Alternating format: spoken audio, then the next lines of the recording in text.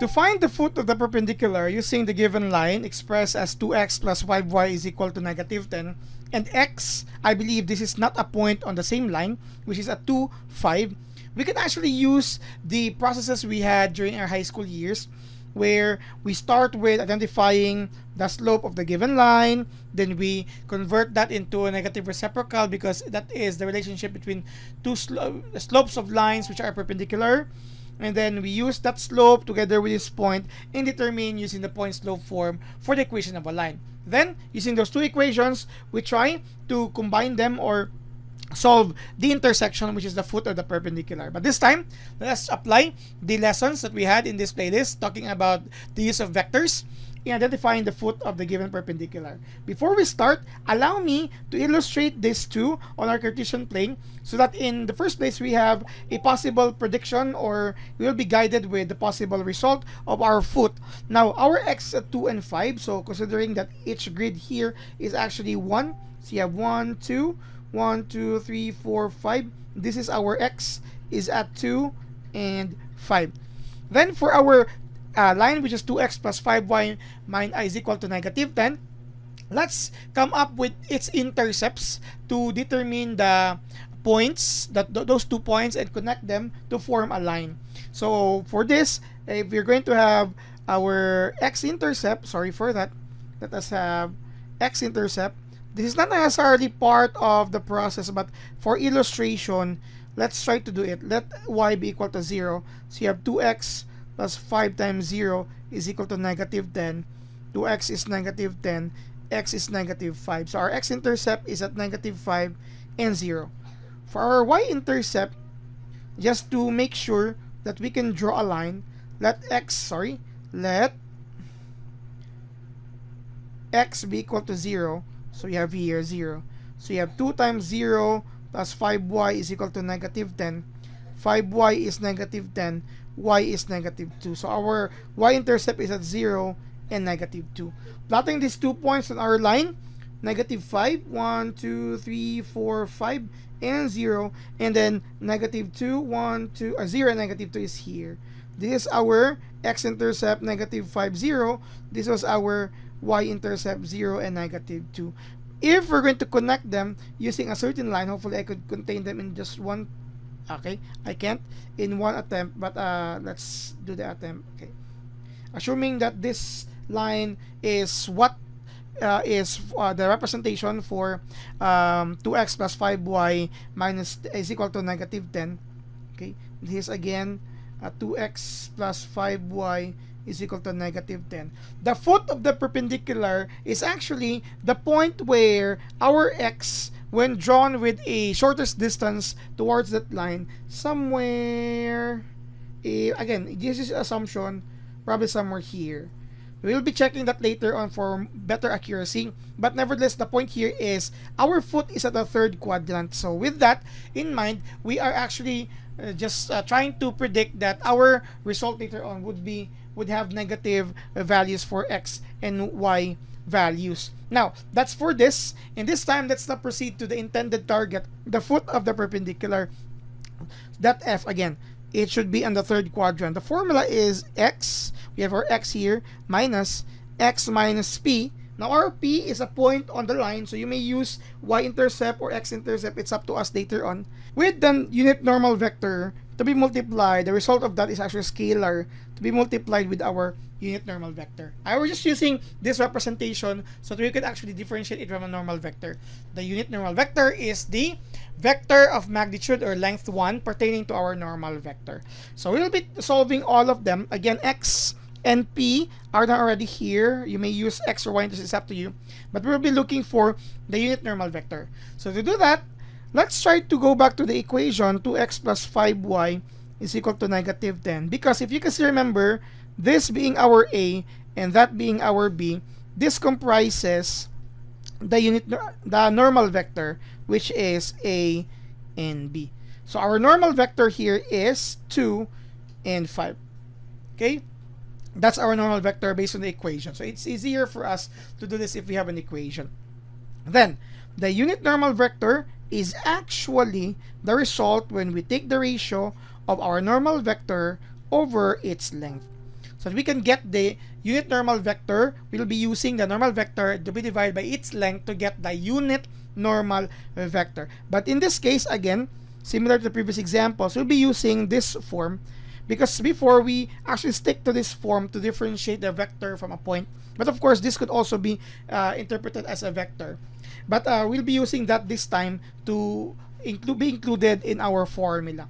So let's talk about the length first. The length of our normal vector is actually the square root of the sum of the squares of the components. You have here a and b, that's 2 and 5. So 2 squared plus 5 squared. You'll have here 4 plus 25. So the length is actually square root of 29. Using that here, the unit normal vector is actually your 2 and 5 over square root of 29. Let's not rationalize it because later on it will be actually combined with another form as well. Or you can use this 2 over square root of 29 over and 5 over square root of 29. Again, let's stick to these two.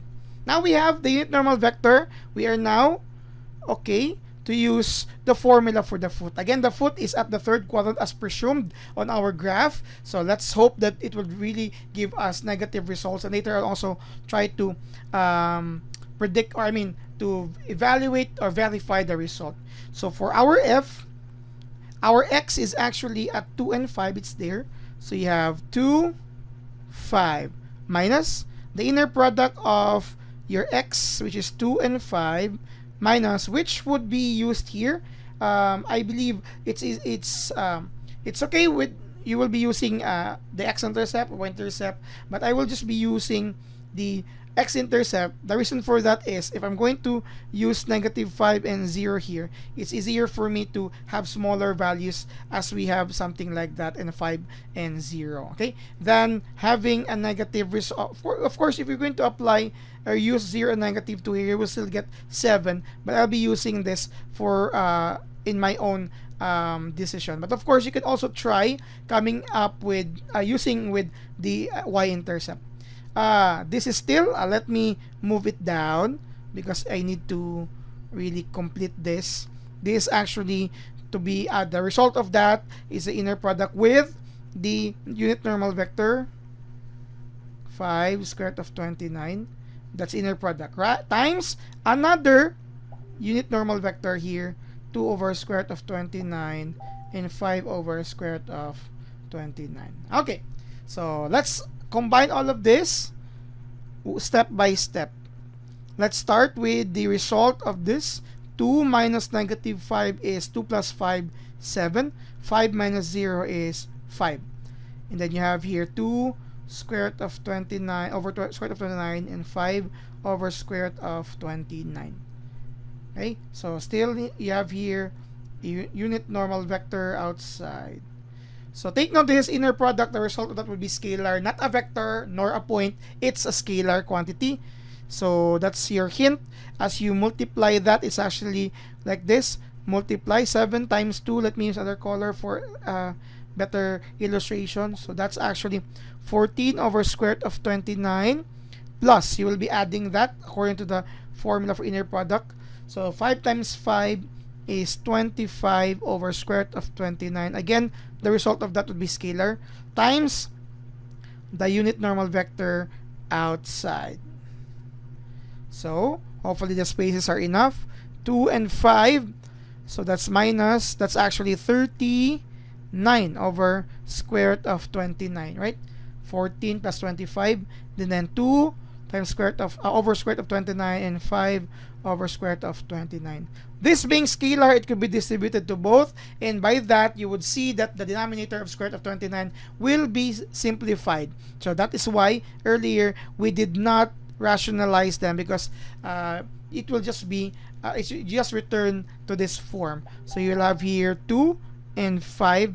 So minus 39 times 2 is actually, if I'm correct, 78 over square root of 29, and 39 times 5, you may also use your calculators there if it's too large for you to use mental math. You have 195 over square root of 29. Sorry, it will no longer contain square root. the point here is that you will be multiplying square root of 29 by square root of 29 as well as here. Okay, so with that you can simplify that, or you are also going to, you can also simplify it later. I would like to simplify it later because I am also using a calculator here. So we have your 2 minus 78 over 29, and then 5 minus 195 over 29. Hopefully this would result into a value that which, or a point which can be found on the third quadrant as indicated on our graph earlier. It's on the third quadrant. Let's see. So 2 minus 78 divided by 29, that should get in what do you call this one, in fraction form.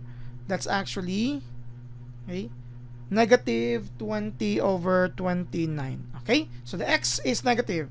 How about the other one? 5 minus 195 divided by 29. Okay, let's try to use calculators for that.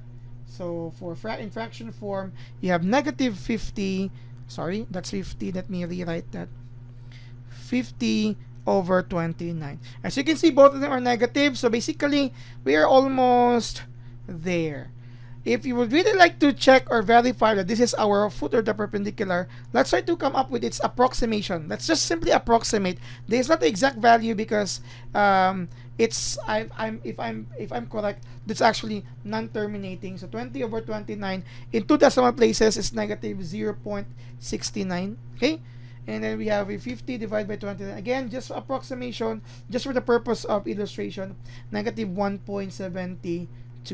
Let me copy this and check whether the foot earlier, as presumed when our graph is presumed to be correct, would be the same. So that would be my graph, or my target might be incorrect because 0.69 is just below negative 1. So if I may, okay, that is also the reason why we are doing this, to really verify if my assumption earlier was correct. So if I may, let me redo it. Probably it's just between here. So of course I did not use any way to determine perpendicularity. So somewhere here, 0.69, and 1.72 is also here. So by the way, F is actually here, not the other one earlier, not the yeah, okay, so I erased it already. So F is more correct to be placed here. So still in the third quadrant, and this clarifies the process. So in our graph earlier, it was not exact, but this time it was clarified because I did not use any tool to really come up with a perpendicular line. So probably more or less at this time, I came up with a perpendicular, maybe our 90-degree angle here to construct perpendicularity. Anyway, this is how we identify the foot of the perpendicular. If you're given with the equation of a line in the form ax plus by plus or minus c, or is equal to c, and then you have your x, a point not on the same line. Thank you very much for watching.